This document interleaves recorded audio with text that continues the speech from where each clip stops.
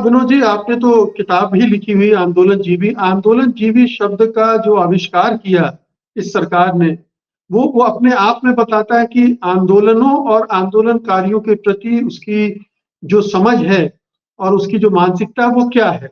हम केवल एक या दो आंदोलन की बात नहीं कर रहे हैं, जितने भी आंदोलन एक के बाद एक हो रहे हैं, सब में एक ही तरह से उनसे निपटने की प्रवृत्ति दिखती है।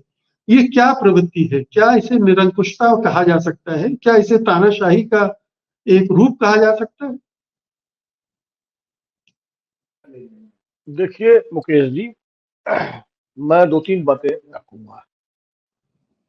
आंदोलन जीवी मेरी किताब का शीर्षक मैंने इसीलिए रखा कि हर एक का अलग अलग नजरिया होता है। आंदोलन जीवी को सरकार का नजरिया होगा कि वो लोग जो आंदोलन से जीविका चलाते हैं।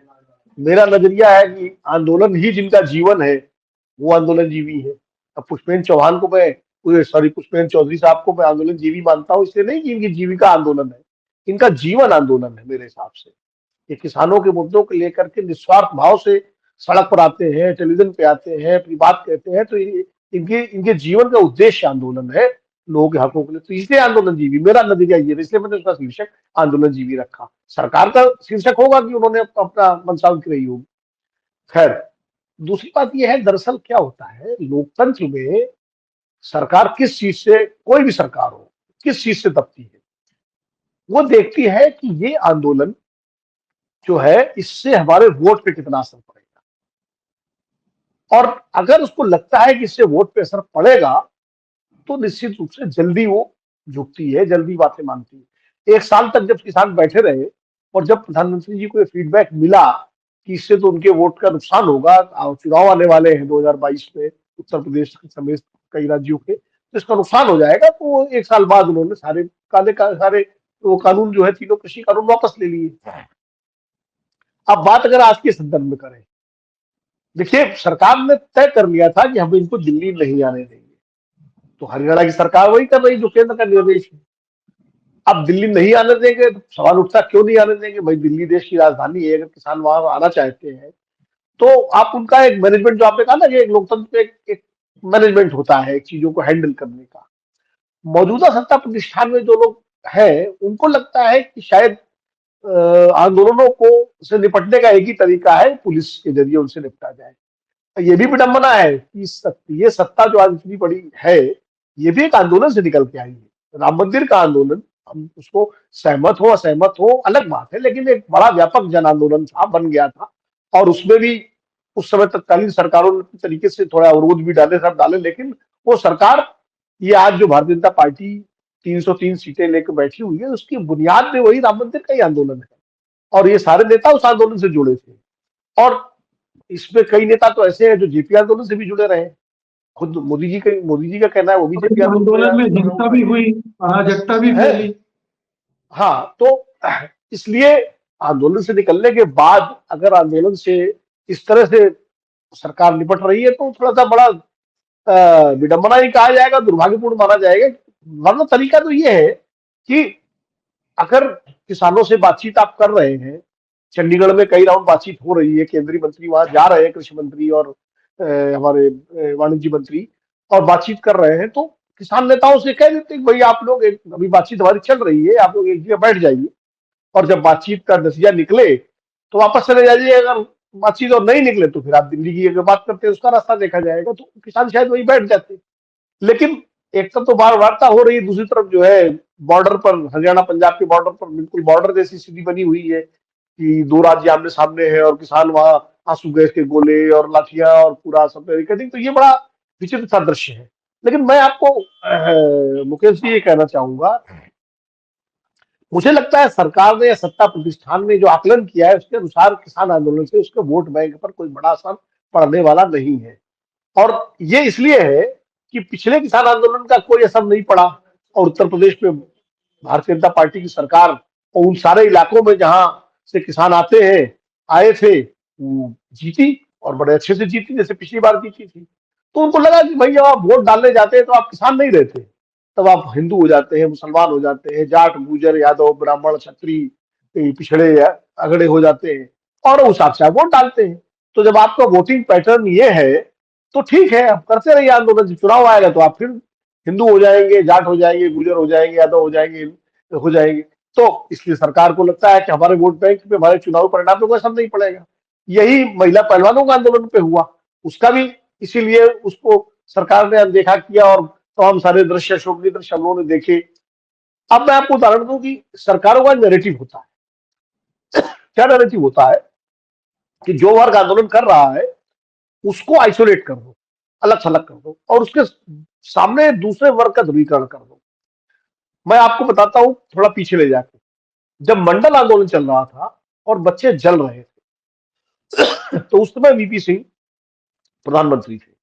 तो जनता दल के नेता ये कहते थे कि जितना ये आंदोलन उग्र होगा मंडल विरोधी, उतना ही हमारा वोट बैंक स्ट्रांग होगा, उतना ही हमारा पिछड़ा जो है वो गोलबंद होगा और उतना हमको राजनीतिक फायदा मिलेगा। इसलिए जब बच्चे जल रहे थे तो बजाय संवेदनशीलता दिखाने के और उस मामले पे बातचीत करने के या उसको संभालने के, उस समय जो है जो रवैया था तत्कालीन केंद्र सरकार का, बहुत ही शोभनीय था। नतीजा क्या हुआ? उल्टा ये हुआ कि जनता दल सरकार हार गई चुनाव। कोशिश की उन्होंने मंडल बनाम करने की, लेकिन तो इसी तरह मनमोहन सिंह की सरकार आंदोलनों को लेकर बड़ी उदार थी।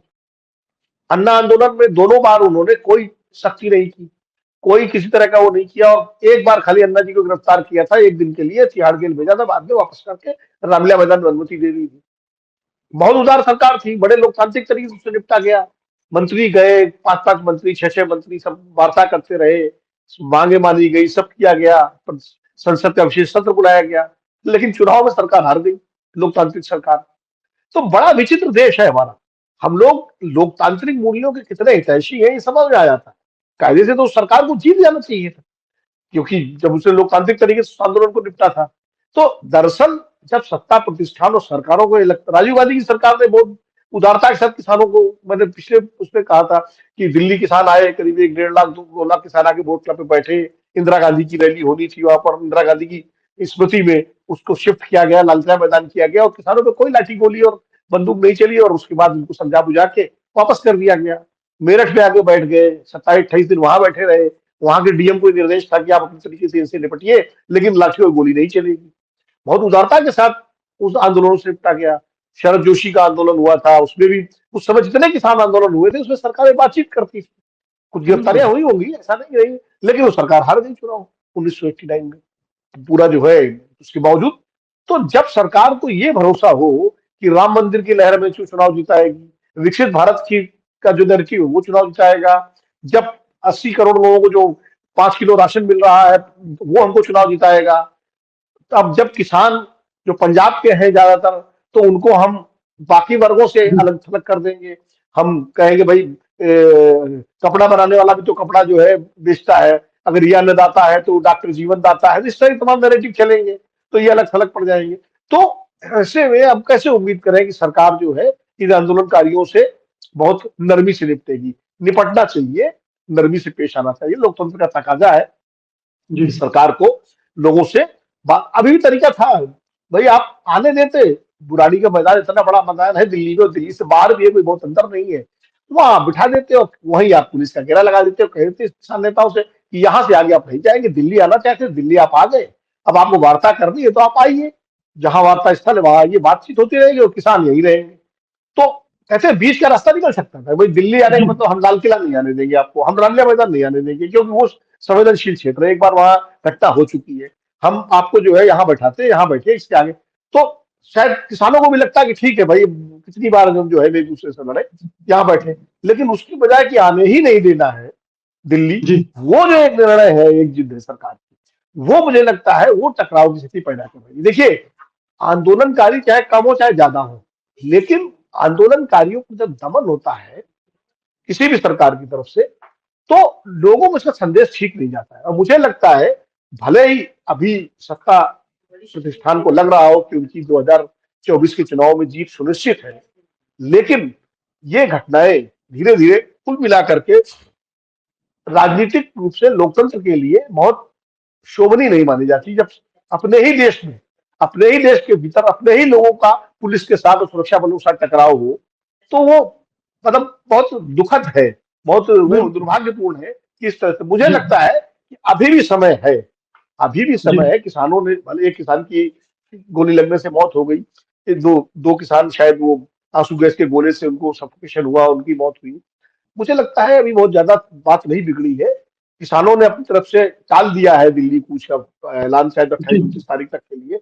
तो ये एक समय है, बफर टाइम है कि सरकार और मंत्री किसानों से बातचीत करें और बीच का रास्ता निकाले। ये उनके हक में भी है, देश के हक में भी, किसानों के हक में भी है। जैसे योगी सरकार का उदाहरण दिया उन्होंने। और देखिए, एक बार कंक्लूड कर रहा हूं एक लाइन और बोल करके, भले आज उसमें पंजाब के किसान ज्यादा आए हैं, लेकिन जिस तरह से अगर ये सिलसिला जारी रहा तो फिर उसमें उत्तर प्रदेश, हरियाणा, राजस्थान, मध्य प्रदेश, जहां जहां किसान संगठन है, कई राज्यों में किसान संगठन बहुत कमजोर है, तो वहां तो वो भी जुड़ेंगे, उनके सेंटिमेंट भी जुड़ेंगे। तो जब वो भी जुड़ जाएंगे तो स्थिति और चुनाव वर्ष है, तो इसलिए सरकार को संवेदनशीलता दिखाते हुए इस पर करना चाहिए। मुझे लगता है कि शायद अगर सरकार करे तो बहुत बेहतर होगा, लेकिन अभी तक कोई संकेत जो मिल रहा है तो अभी बड़ा डेडलॉक वाली स्थिति है। सत्य हिंदी का ऐप डाउनलोड करें गूगल प्ले स्टोर पर।